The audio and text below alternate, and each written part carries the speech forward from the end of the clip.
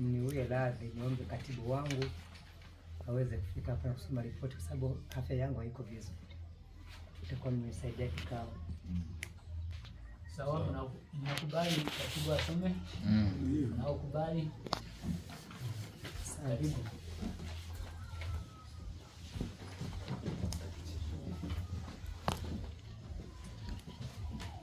Bwana Yesu asifiwe. Ni ripoti ya Makita Rufia Yerusalemu. Kwanza baraka na mafanikio.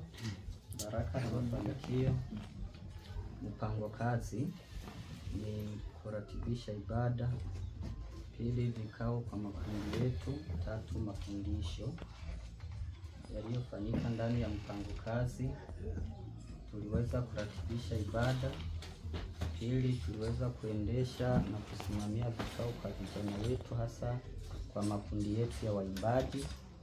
Tatu, tuliweza kutoa mafundisho mbalimbali kama vile ujanja wa shetani kwa Wakristo, Efeso 4:14. B, sifa za watakaonyakuliwa na Yesu, Tesalonika wa kwanza 4:14 hadi 16. C, umuhimu wa kina mama kanisani. Na yaliyofanyika nje ya mpango kazi, kwanza tuliweza kuungana na upastori wetu kwenye mikutano na sehemu za maafa. Pili, tuliweza kupokea ibada ya vijana jimbo. Tatu, tuliweza kushirikiana vyema na vijana wengine kutoka Bethlehem na Methodiste ini kwenye kazi za Mungu. 4, tulipokea semina ya vijana jimbo.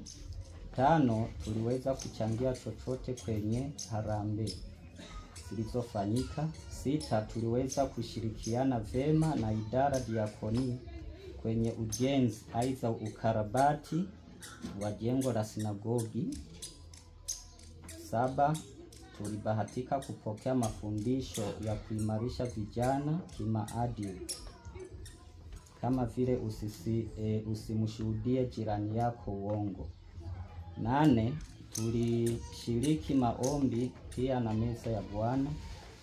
9, tulipewa sabuni za mradi wa ujana jimbo na tukabahatika kuziuzisha zote.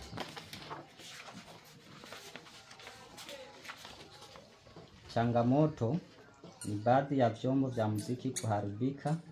Suluhisho, tunapanga utaratibu wa kujitengenezesha. Pili, changamoto ya pili ni uvivu kwa vijana, hasa kwa waimbaji, na kuleta upungufu wa idadi kwenye makwaya kutokana na ukusanyikaji wa makanisa kwa pamoja. Pili, mawazo ya wengi kurejea. Suluhisho ni kuwa na ukaribu nao sana kwa kufanya vikao nao sana kwa kuwashauri. Pia kufanya ibada kwa wingi na mafundisho. Matarajio ni kuendeleza kuratibu ibada, kuendeleza mafundisho na kuendeleza ibada za vijana. Mapendekezo ni semina ziendelee hasa kwa vijana.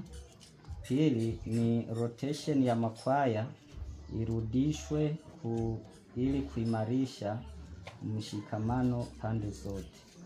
Hitimisho ni kuwashukuru wote mliotusikia na kuipokea ripoti. Imefanyika parokia ya Yerusalemu tarehe 5 mwezi wa 12 mwaka huu kwa niaba ya uongozi Makia Yerusalemu Sabiraguha Shadraka.